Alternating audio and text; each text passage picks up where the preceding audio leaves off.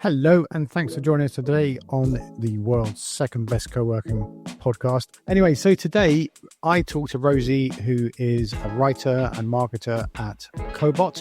We sort of go around the houses a little bit, but basically we talk about why your, I don't know this word, but why your superpower is being hyper-local. The best version of you is being you. And this counts for a lot of little things that we run around shouting out the word community a lot, but being for everyone is, a recipe for disaster. And being very specific in who is in your community and clear about who your co-working space or your neighbourhood space is for is really an important skill to learn, is the way I'm going to put it. And no matter how small your size is, that is you must have heard this 1,000 times, that is your competitive advantage, because you can be unique and nimble and really specific in who you are. So that's what we get into, all sorts of little twists and turns in here. And at the end, there is all those big meaty show notes. So we mentioned a lot of things that are linked to in the show notes. So let's get into it with Rosee. Hello, folks. It is the Co-working Valleys podcast, the second best co-working podcast in the world. And in the studio today is Rosee. Rosee, what are you known for? And what would you like to be known for?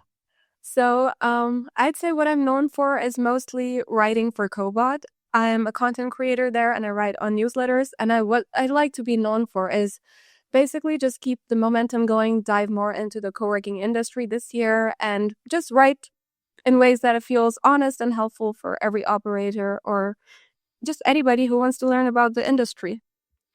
I want to learn about the industry, which is why I called you in today. So what was it? Somewhere you wrote about some point this year, we're only just into the year, there was this post with me but more importantly, Ashley and Celia and Hector. And that was like your kickoff post on, we can put a link in the show notes to that. What was, before we get into it, like what's the thing that you felt tied all these examples in that newsletter together? I feel like one thing that was kind of in common between every perspective that I got, including yours, I mean, you really were betting on hyper-local co-working spaces. And I feel like that was one of the things that was central to all the opinions that I got. For example, Ashley was talking about spaces becoming more impactful when they serve as multi-purpose community hubs. And then Hector went on to talk about how it's like an ecosystem that has to really fit into your routine. And that is, of course, part of the area that you live in. And yeah, I feel like that was definitely something that was a thread between all the answers that I got. What was, I want to pin you down this, like Ashley wrote, like what caught my eye, with my dear friend Ashley, is that back to first principles. And that's one of the reasons I spend a lot of time with her is that she's always, she's like a sort of Yoda of, maybe that's not the best thing to say, but this is where, like, the community land trust examples, like what does she mean by first principles from your perspective? I feel like, for example, the essence of co-working was just having a hub where people can come together instead of having to work alone at home and still find community outside when they have the option to be working either remote or as a freelancer. So the essence of that is based around connection between each other, like how you form the community in a space. So I would say, yeah, that is what it means to be returning to the essence of co-working, especially in the present situation with AI taking over. That is what she also tried to reiterate, is that meaningful human connection matter more than ever. So that is what I would say it is. It's funny because when you say meaningful human connection, like that's exactly, like I was, talking with Tom Ball before this, and we both, like, nearly every podcast has some form of like, I need to see another human being. And when I'm around human beings, physically, I get more done just because of the, not being alone. But when you say meaningful human connection, it sounds so kind of, I don't know, TED, doesn't it? Yes, meaningful human connection. That's what I like, meaningful human connection. It does kind of sound like a buzzword a little bit. But when it comes to co-working, I definitely feel like it's true, because once you are in a space and there's ways that people can kind of come across each other in a certain way. Maybe there's like a shared kitchen. You do tend to make some connections, and it is meaningful. So I love that about co-working, even though it is like overused, that is what it is. And I love that people can just have these connections. It is like, that's the thing. It's like overused. I don't want to say cliche, because that is cliche to say cliche, but it's community and meaningful connections. But and we've talked about this before. It's like kind of that catching smoke in the jar. There's all these people who, and I've been one of those for sure, like, oh, it's all about community. Like, where is the community? I know, but like when after a few, somewhere you've said something about like the first people you get will help. We were talking about it before we came on, like how you build the foundation of your community in the beginning will help shape what happens later on. Absolutely. And also, I feel like community and the meaningful connection that I'm talked about is something that you and I've discussed before on values-driven marketing. And that is, the community is basically the Caribbean kitchen at Urban MBA, or like people taking care of Elena Giroli when she had to be away for some time, and just knowing that you're missing that connection when they're not present, because they're always present and you're surrounded by these amazing people and culture. Delicious. I suppose we better talk about Hector, because he'll get really upset. Like, what did Hector say in this article? Hector, so I feel like he brought quite a practical perspective. Like, as mentioned before, he was talking about people are now choosing an ecosystem.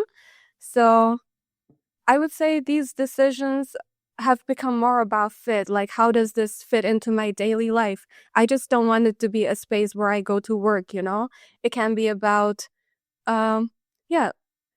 I don't know, like work just now happens across so many different settings, like home, co-working spaces. So instead of being like, this is my main office, like, does it really fit into everything that I try to do, which could be just bonding with other people, visiting community events. Now there's maker spaces. Maybe that is something you want to pursue. So I feel like that is what he was trying to get at. Me and Hector, someone in this podcast, folks, there's a whole other podcast with Hector and myself about this, but like, what did he say about the admin, like the billing and reporting? Because that is that friction point.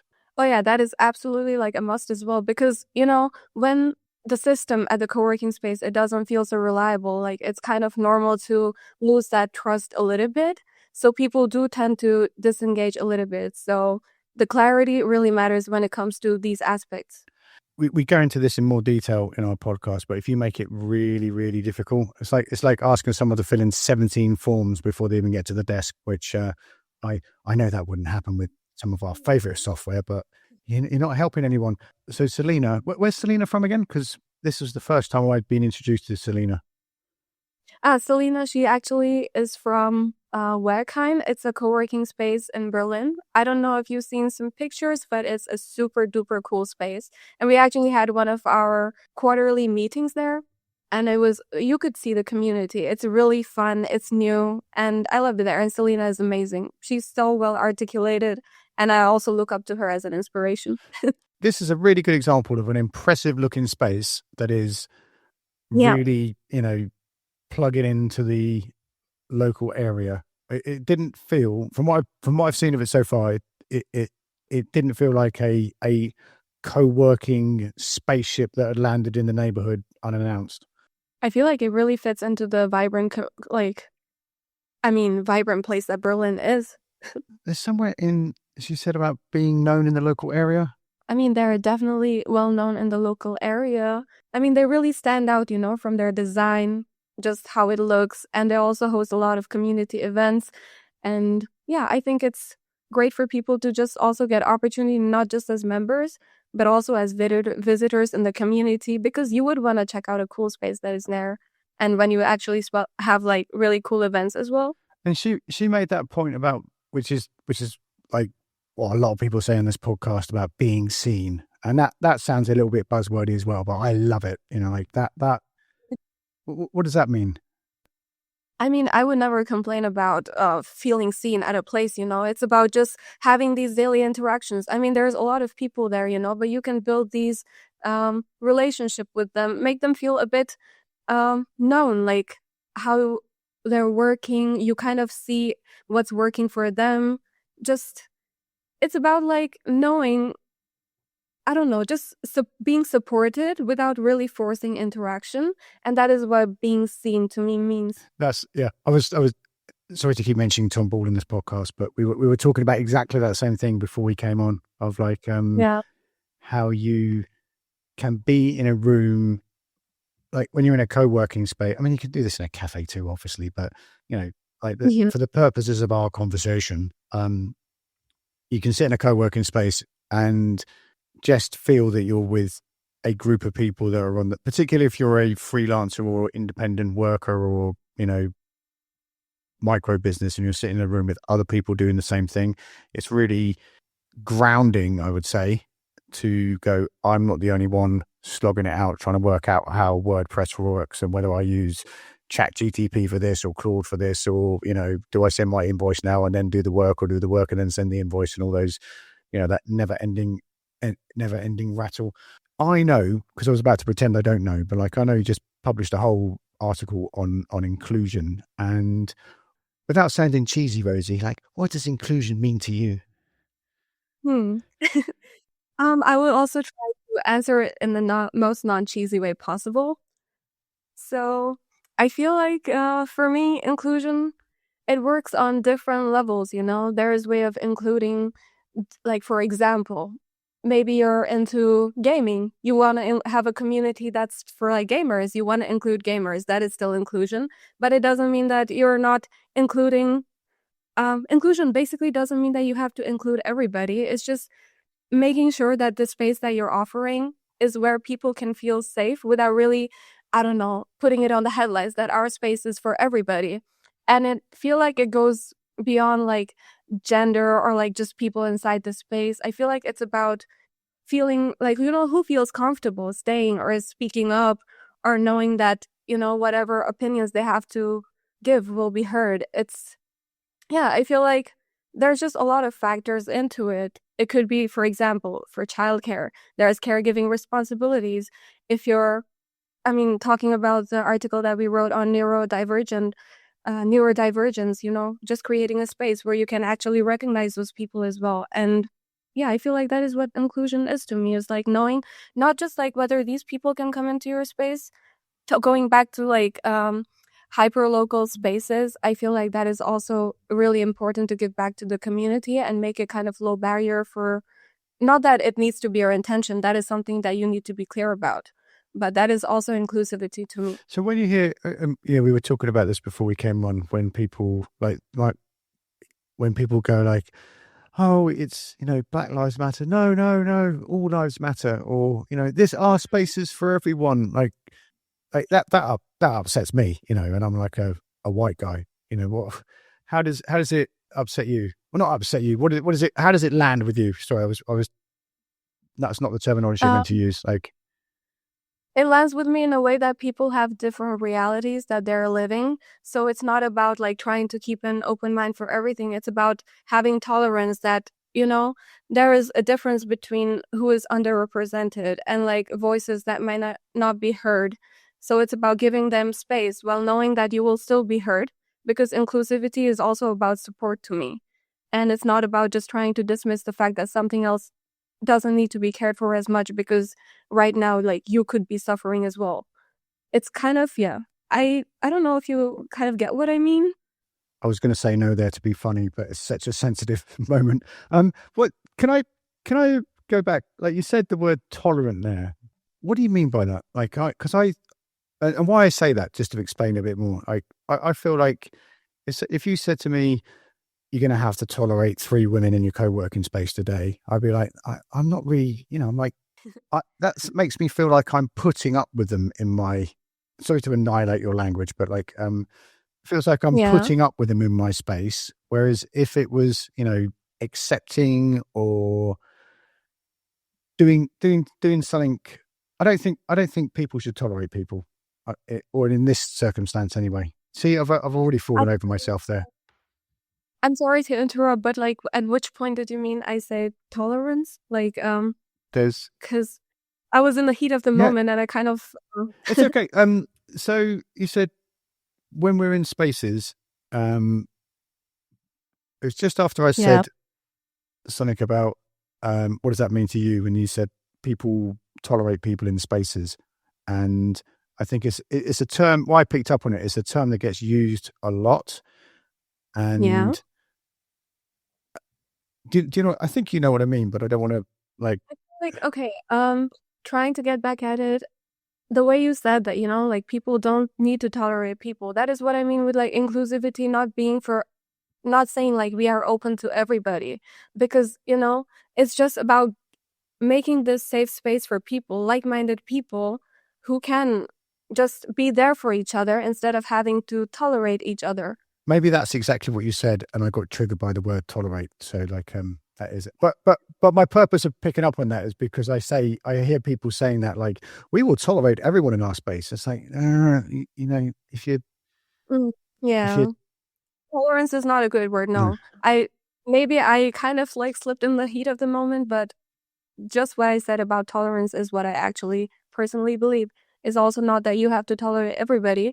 It's about just having a community that can support each other. So the other thing I want to get to, and I don't know how to get to it, so I'm just going to shout out. Can you? We were both talking about like that hostel in Nepal, which sounds like super interesting. And there's other examples of.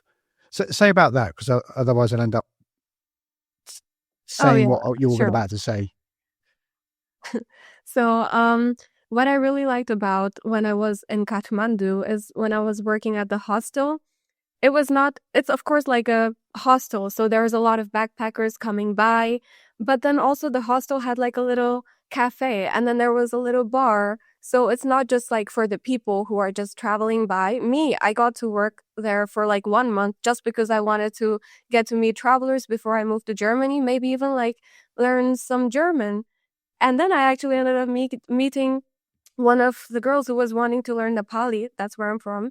And then we had this cultural exchange moment, And apart from me, I know that it was a really cool place. So you can go there and co-work if you want. You can just go there for a drink if you want. It's very different spaces, but it kind of serves as like a multi-purpose hub as well. So this was really cool to see. There were a lot of young people just from around the local community coming in, just meeting with travelers. And then there was so much cultural exchange going on, which was super cool. And yeah, it was amazing. Did it just happen? Did the people that run it go like, oh, let's open this here and see what happens? Or did they actively pull people from the local area into the space? Or was it like the only bar from 50 miles around?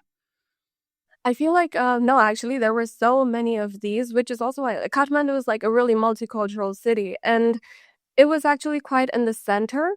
So I feel like what happened is, there are a lot of these tourists and they also go out and meet a lot of local people. And it's kind of like they bounced off of each other's energy. They just like, make these connections. Then one person brings somebody there. And then it's like, oh, it's open for everybody. Like we can all go in and then meet other people as well. So then like, bigger groups of like Nepali people start coming in. And then the tourists are always coming because it's a hostel. And yeah, I feel like that is how the community kind of started forming. And then eventually there were just like a bunch of Nepali people coming to hang out for like a coffee or just to hang out. And yeah, that's how it kind of happened. So there's a place, I can't remember the name of it, but it's run by Patricia. I'll put a link in the show notes, folks. It's a co-working and co-living space on the Camino here between Vigo and Santiago. It's actually on the, I think it's actually in Portugal, but it's a beautiful little place, but also people go and live there. Like, we could go and be there for 3 months, like as we nomad around. And then there's people who from the local area that come to the co-working space. And then there's this constant flow of people staying because they're doing the Camino walk to Santiago. Mm-hmm. And it'd just be, I don't know, I'd be very happy in that kind of environment. The Fento co-working that I go to here. Fento. Yes, Fento is this little place in a little village just outside Vigo where I live, and people walk past. I was just so amazed to be sitting in this co-working space technically in the middle of nowhere, and hear German and Dutch and French and UK and Australian voices going past of all these people on the Camino. There's this kind of energy you get from people, I don't know, traveling with intent. Absolutely. And also maybe sometimes without intent, because these people are mostly backpackers where I'm at, so it's just really cool to have all these, how their lives are so different from yours, but you can still find something similar with each other and just bounce off of it, which I think is so, so, so nice. I think, being very judgy here, there's a difference between like the people we're talking about, because if you're doing the Camino, you're kind of essentially backpacking, Oh, yeah. And like your people versus, I know, which I used to be like someone who's gone to Ibiza to drink as many pints of cheap lager as they can in 48 hours. That kind of traveling is not as intentional. That is, is there anything I didn't ask you, Rosee, that you're like dying to tell me, or us? Sorry. I don't know. I'm trying to not be cheesy, but generally I'm so happy to have gotten into the industry, all the wonderful people I met, and just getting to, like, especially when we talked about our values-driven marketing, all the examples that you gave to me. Because for me, I'm still quite new to the industry, and just hearing so many stories from you was so wonderful. And I'm just super grateful to be a part of it. And today, just talk about more things and inclusivity, like what it was like for you to visit all these co-working spaces. And I just hope we just have these conversations more. So do I. I'm loving your energy around the Cobot newsletter. It's just, I know it's really good and important, like surfacing all these stories. Do you want to say about your? I'm going to put you on the spot here. Do you want to say about your latest article about inclusion with Liz? Oh yeah, sure. So I did actually. Quite some time ago, I sent Liz a questionnaire. It was mostly first focused on women in co-working. Of course, the article was going to be about gender equality, but I wanted to hear about her experiences. And from it, I feel like the main takeaway, like, that I got from Liz about, I'm just going to quote her directly, is that the goal is not just representation, it's ensuring that everyone feels seen, respected, and able to thrive. And which is what I hope the article kind of brings forth. I have written about the struggles that women face, that struggles that Liz herself has faced, and what we've contributed, and why it should not just stop at women. So, yeah, I hope it's a good read for everybody. It is a good read. I only read it like 10 seconds ago, but it is a good read anyway. Rosee, where can we find you online? Where's the best place to keep track of you? You can find me definitely on LinkedIn. That's where I'm active the most. Ace. Thank you very much. Say goodbye, Rosee. Goodbye. Thank you so much, Bernie. So, folks, make sure you go and hunt down Rosee on LinkedIn. And she does a great newsletter every week. So just go and look at that. Anyway, back to my train of thought, because that was so exciting. There is so many things coming up. Some of them we mentioned in the podcast. Jerome Chang is running the Operators Weekend with Jackie and Deshawn and Lauren in, I really should know what town it is in America. It's Raleigh, I think, but it's on the 6th of February, 2026. There's Unreasonable Connection, which is in London at Blue Garage. So wildly excited about that. That is going to be, both of those events are independent operators talking all day to each other. It's a really, really, both, they could be the same event. They're both really connected, easygoing, low profile, lots of getting together.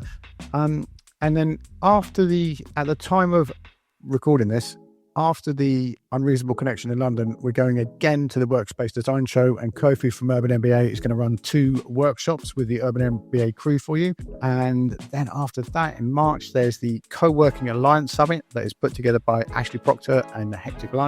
And that is a small online event that is people who run co-working assemblies and local city co-working communities. So it's like co-working people who run groups for self-help groups for co-working people getting together. So if you run a country organization like Co-working Spain or Co-working Switzerland, or you run something like the London Coworking Assembly that we do. And then after that, we're in Berlin for the Research Group for Collaborative Spaces symposium. And then I'm going to stop listing these out now. But the big one for everyone in Europe is European Co-working Day on the 6th of May. That's what we're going to be talking about all time. And if you come to those events I just mentioned, Co-working Europe will be even more easy and powerful for you to take part in. All of this we're documenting in the LinkedIn co-working group, so we'll see you there. Thank you very much for your time and attention today, and be careful out there. It is a jungle.